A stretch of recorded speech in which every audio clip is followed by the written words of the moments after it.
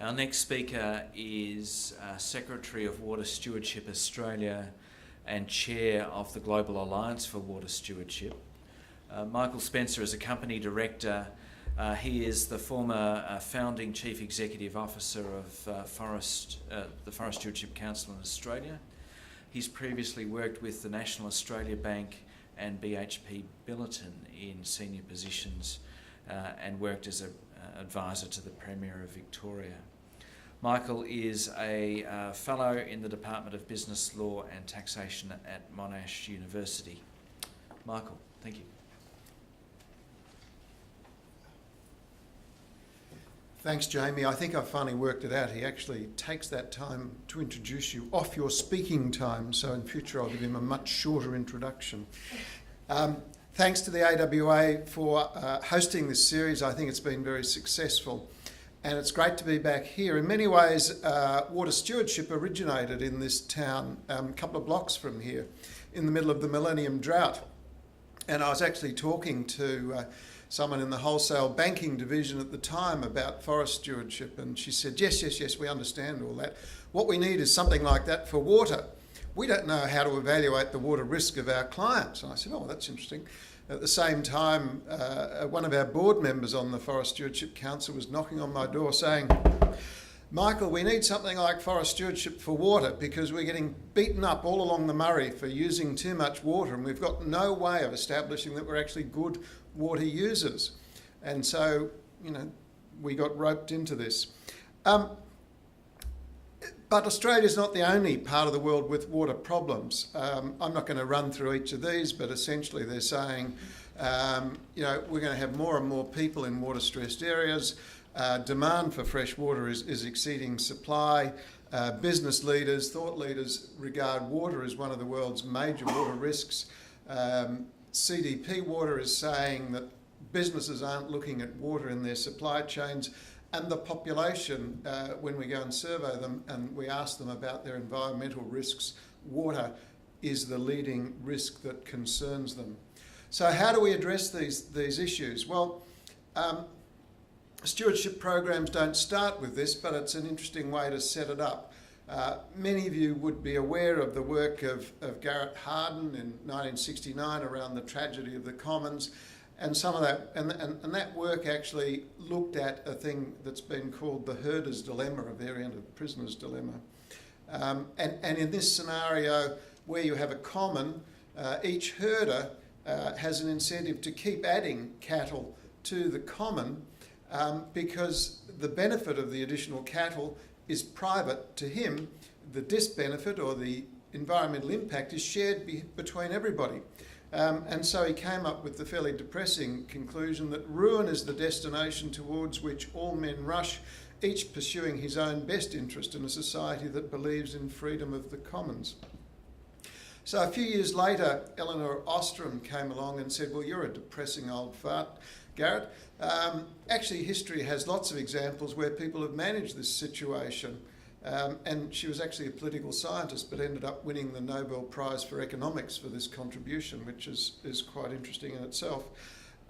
She went back and examined how human settlements and populations had dealt with these issues and said, well, there are institutions that are collaborative, that are established within communities, and they actually are able to develop rules for common pool resources.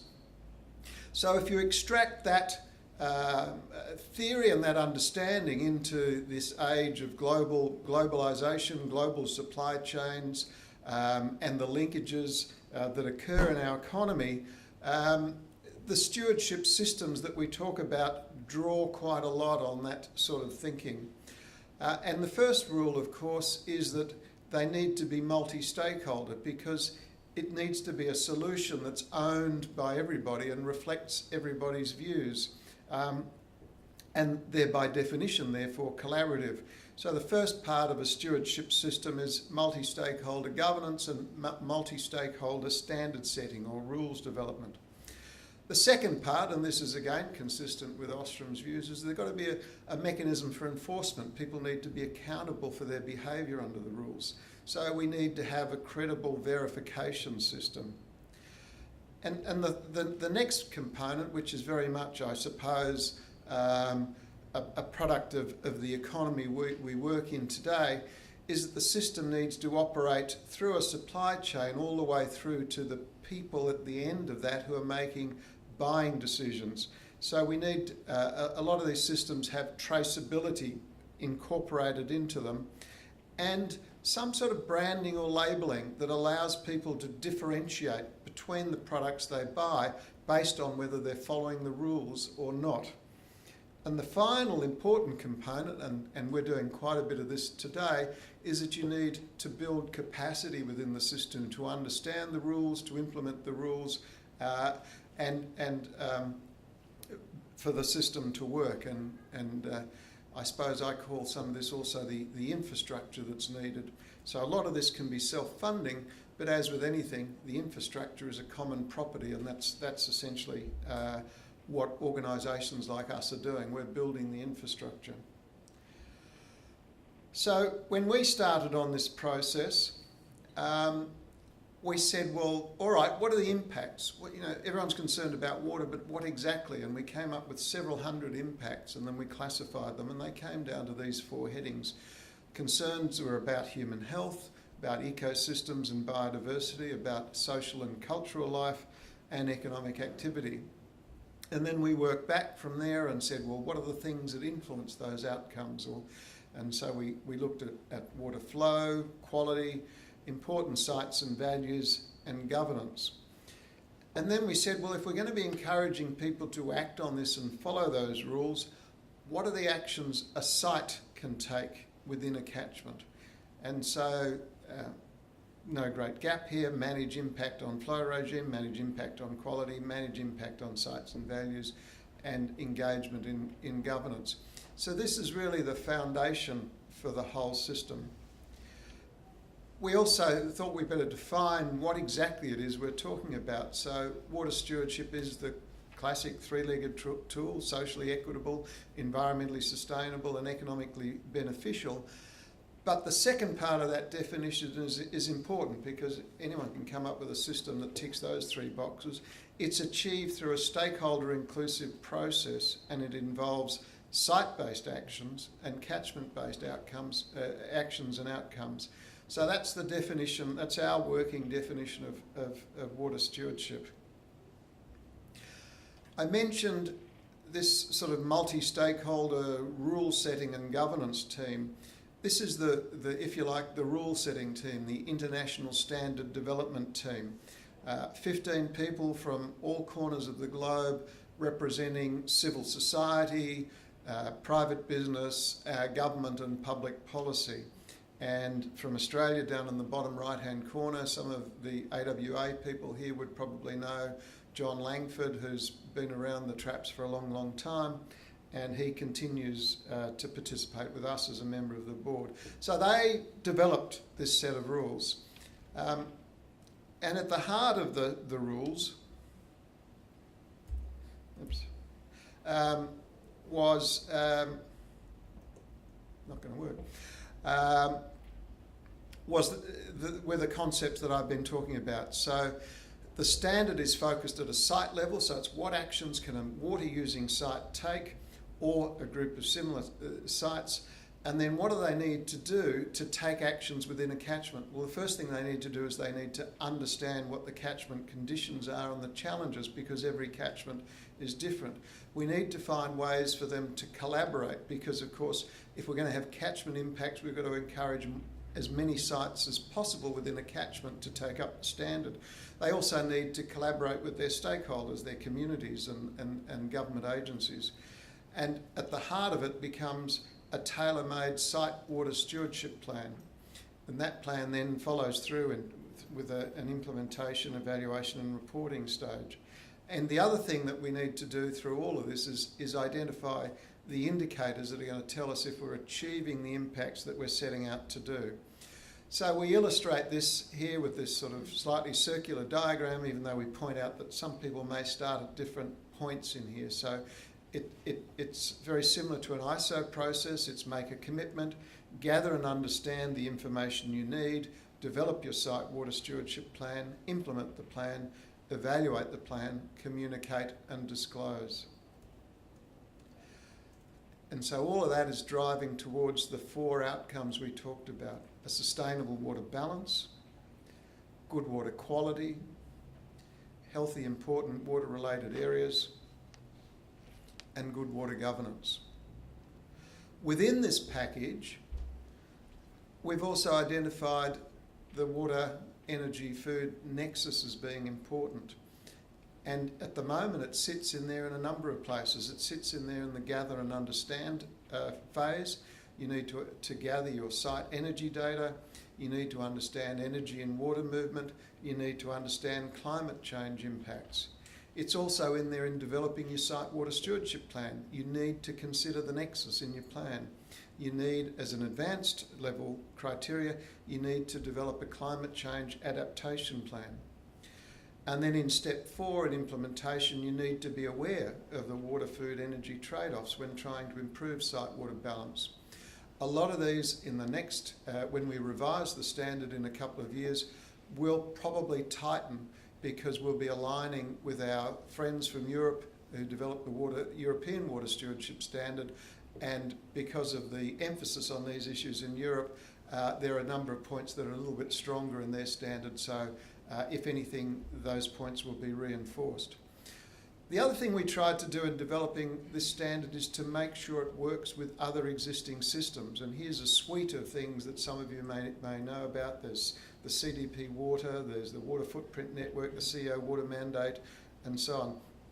We've designed the standard so it can link with all these existing systems in a seamless way, because we are very mindful all through this not to be adding a compliance burden, but to work with what people are already using.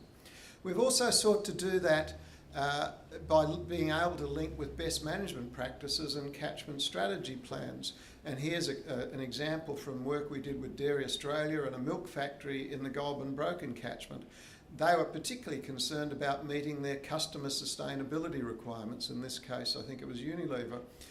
The water stewardship standard could provide a credible way to tick off against the 4 outcomes I just mentioned. But it could also incorporate the industry best management practices and the catchment plan. And in this case, we were working with a milk factory that provided the link to about 500 farmers. And the milk factory already effectively operates as a group manager for those farmers. And the tool that we thought could simplify all this, they're all familiar with whole farm planning mechanisms. So we said, well, how do we redevelop the whole farm plan, which is really a sort of future development plan, into a farm management plan that can incorporate water stewardship requirements as well as some other requirements such as food safety, carbon, to make life simpler for the farmers, because it's all in one place then. And so that's where we arrived at. The farm management plan could be common practices across the group that incorporated the industry best management practices and the catchment plans, as well as the water stewardship standard, and a monitoring system for compliance. So that was one way we sought to simplify the whole system. We're also conscious that we want people to be able to step into this system. We don't want to go and beat them over the head with certification immediately. So we recognise that some people might start by just downloading the standard. They'll then come and attend training. They might do a self-declaration before they start moving into certification. Our view is they'll probably initially be motivated by fear, i.e. a risk push, but then as they get into the system, our experience is that they'll be motivated by a reward pull. And all through this, of course, our goal is to see continuous improvement. So some of the risks that motivate people are physical risks, regulatory risks, financial risks and reputational risks. Some of the opportunities are enhanced license to operate, market access and brand strength.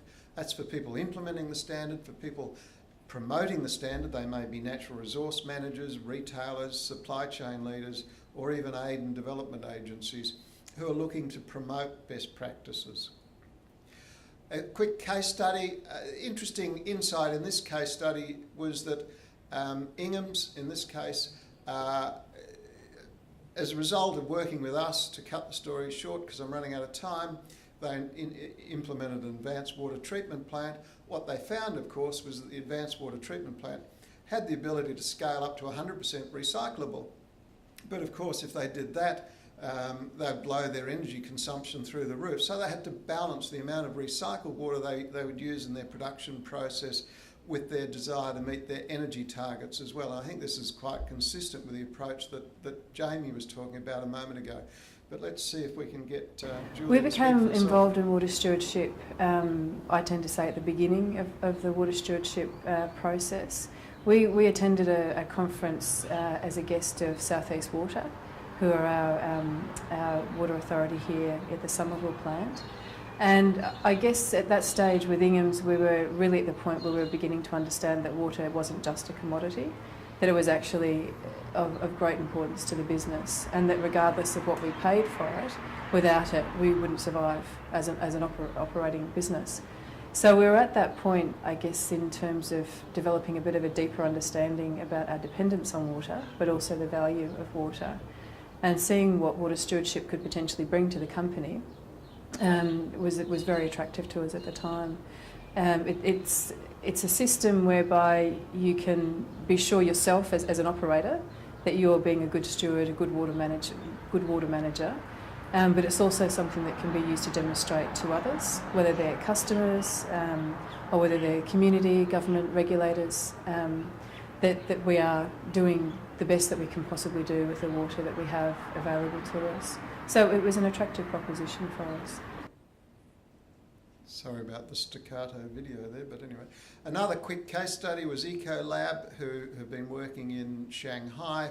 And of course, their massive warehouses and roof spaces, there's an opportunity to marry their water initiatives with their energy initiatives. But I'm running out of time. So we know that addressing the global water crisis requires collaboration by business, communities, government, and NGOs. The Alliance for Water Stewardship is a great partner in our effort to expand our reach beyond our operations and customers in managing critical water risks. Last year, we piloted the International Water Stewardship Standard at 2 sites within the Lower Yangtze, one of China's most critical watersheds. We believe the standard provides a critical framework for water-related decision-making by water users at the watershed level and will drive more responsible water management and collaboration. So Emilio does those video clips about as well as I do. So just to circle back to Jamie's 4 points, I think the system that we're operating has the ability to tick each of those boxes in different ways. Better information, we talked about step 2, technology driven by continuous improvement, a market-based driver, engagement with stakeholders as well as markets as a driver for the system, and better governance, which is of course one of the key outcomes of the standard. So thank you very much. There's the summary. Collaborative solution, promotes a holistic approach and is accessible to participants. So if you need any further information, please see me or go to one of those websites. Thanks very much, Jamie.